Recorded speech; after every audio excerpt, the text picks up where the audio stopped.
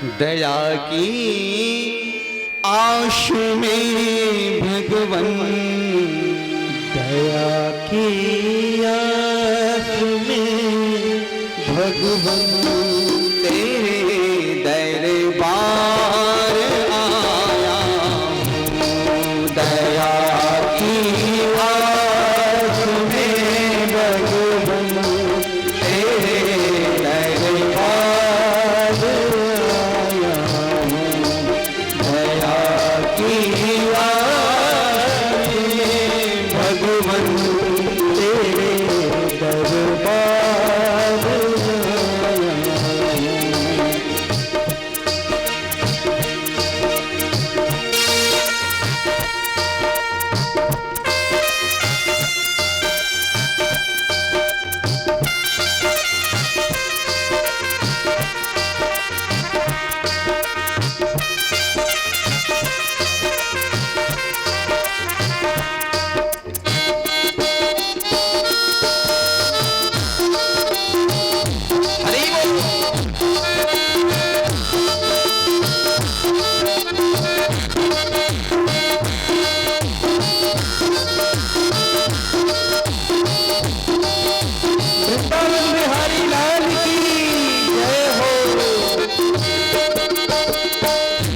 बना लो दास मुझको भी, बना लो दास मुझको भी, बहुत लाचार आया हूँ। बना लो दास मुझको भी, बहुत लाचार आया हूँ। दया की आश में भगवन, मेरे दरबार आया हूँ। दया की आस में भगवन, तेरे दरबार आया हूँ। दया की आस में भगवन, तेरे दरबार आया हूँ। दया की आस में भगवन, तेरे दरबार आया हूँ। तेरे दरबार आया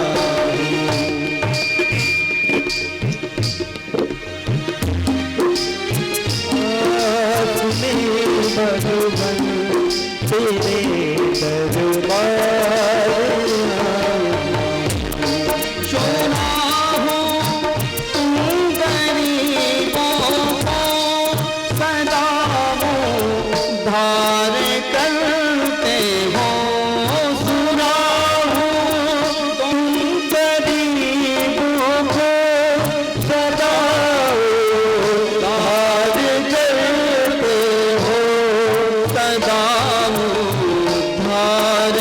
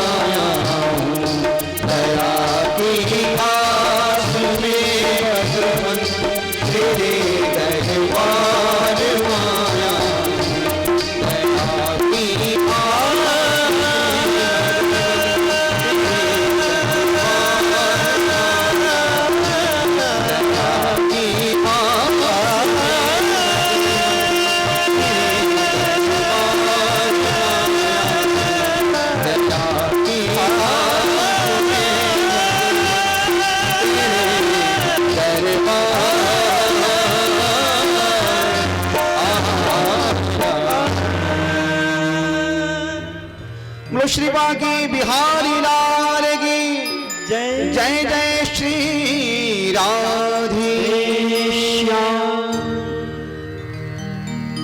वृंदावन में आकर के यमुना मैया ने कहा उन रानियों से, सुनो, तुम भगवान श्री श्याम सुंदर के नित्य अंक में निवास करने वाली हो और वृंदावन में आई हो ना, तो एक बार तुमको तो श्रीमद् भागवत की कथा सुननी। जिसको जीव से ब्रह्म से वियोग हो गया हो, दूरियां बन गई हो, एक बार भागवत जी में प्रविष्ट कर जाओ, भागवत जी में स्वयं भागवत मूर्त बन जाओ, भागवत सुनते सुनते सुनते भगवतमय बन जाओ, है ना? जैसे चट्टान से पत्थर टूट के गिरते हैं नदियों में, चट्टान पानी की तेज धारा की रफ्तार से जब ही वो टूट के नदियों में गिरते हैं तो वो सैकड़ों हजारों की संख्या में टुकड़े हो जाते हैं और नदी की पानी की तेज रफ्तार की बहाव से वो बहने लग जाते हैं और बहते बहते बहते वो पत्थर टुकड़ों में लगते हैं घर्षण करने और घर्षण से दहते दहते इतने गोल हो जाते हैं और सैकड़ों हजारों मीटर लंबी यात्रा तय करके वो इतने गोल हो जाते हैं कि जब हम गंडकी नदियों में स्नान करने जाते हैं तो उन्हें शालिग्राम भगवान समझ करके प्राप्त कर लेते हैं और उन पत्थरों को लेके आके जल चढ़ाते हैं, चंदन लगाते हैं, पूजन करते हैं, धूप दीप दिखाते हैं। श्री राधे श्री राधे। इंसान संसार में आता है तो कोरा होता है, कंकरी अप्रिय लगता है।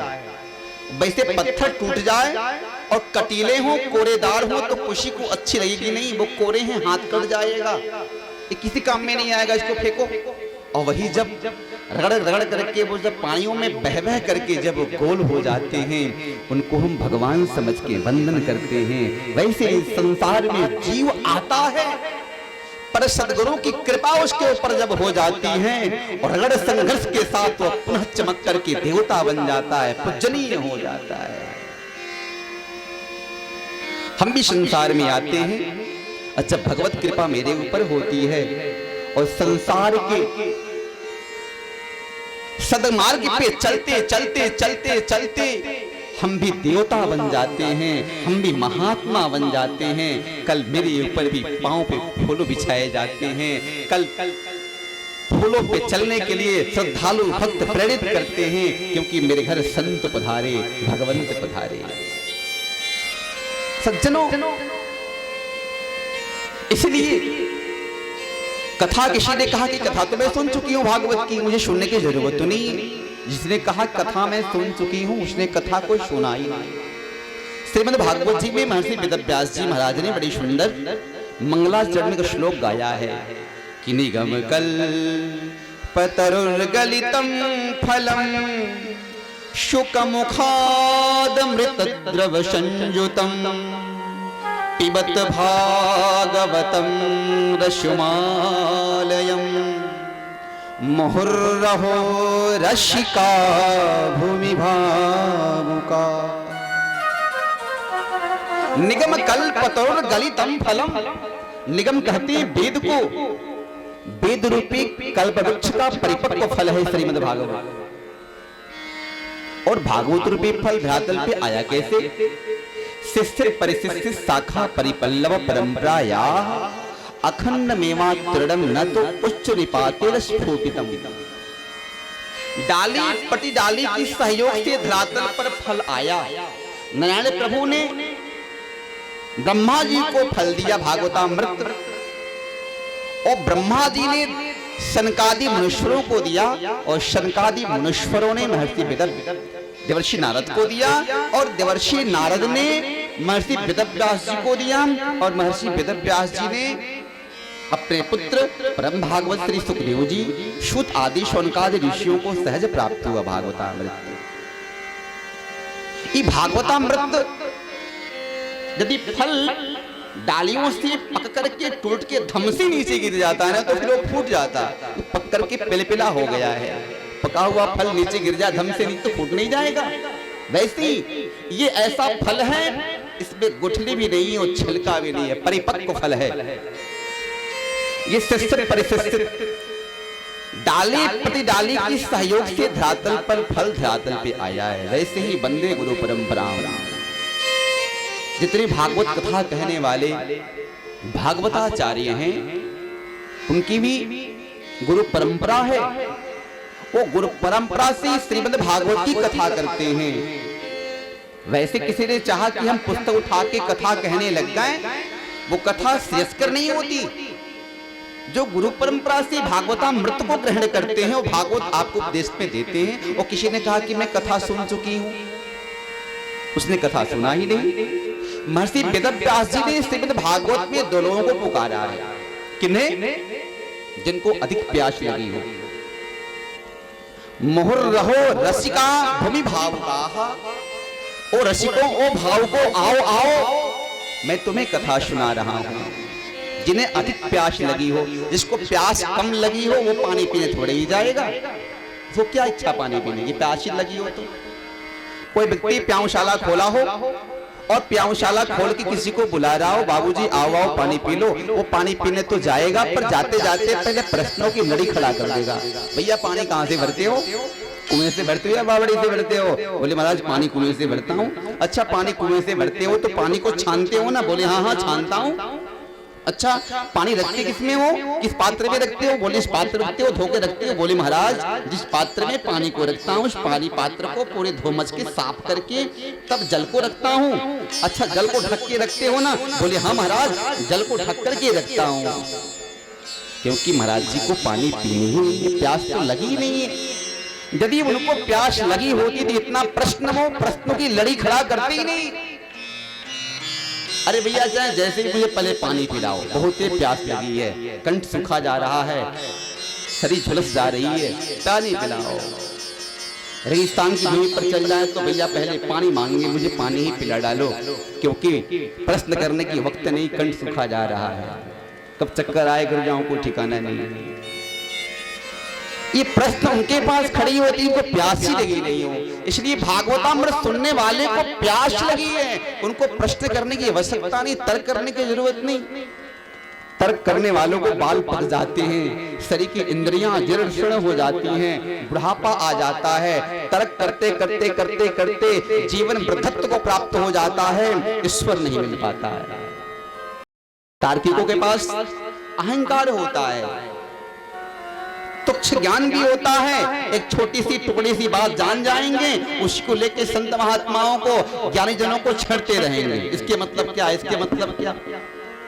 उनकी जीवन तर्क करने में बीत जाती है, वो कथा भी नहीं सुन पाते हैं। तर्क में अहंकार होता है, तामस होता है, उच्छृंखलता होती है,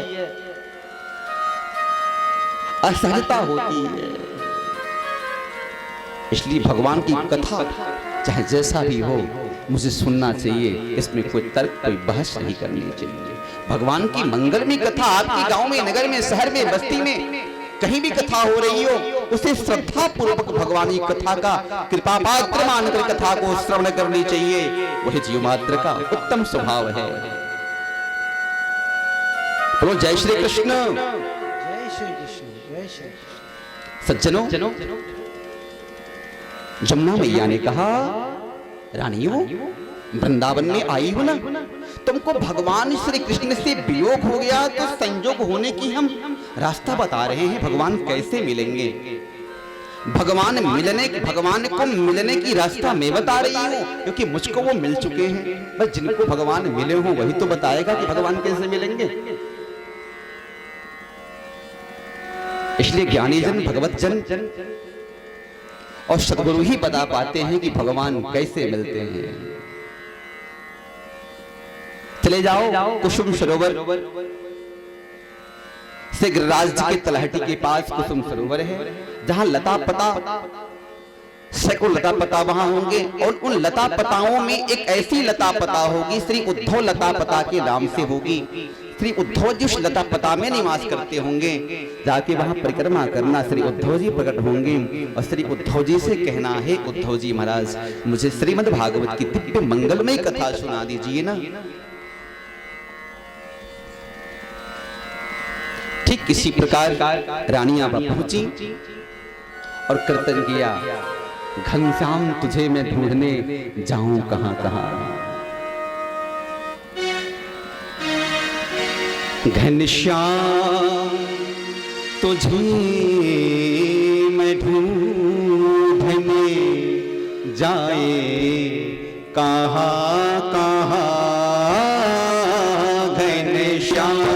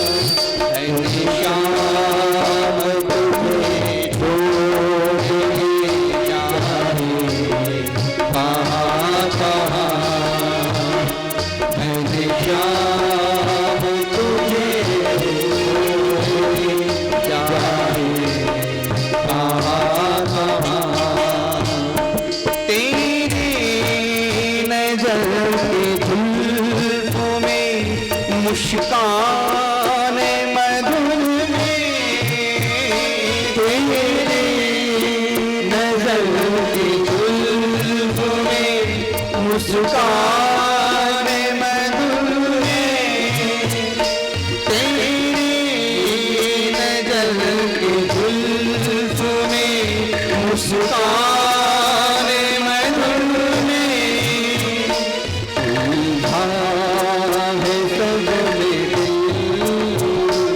उलझा है सब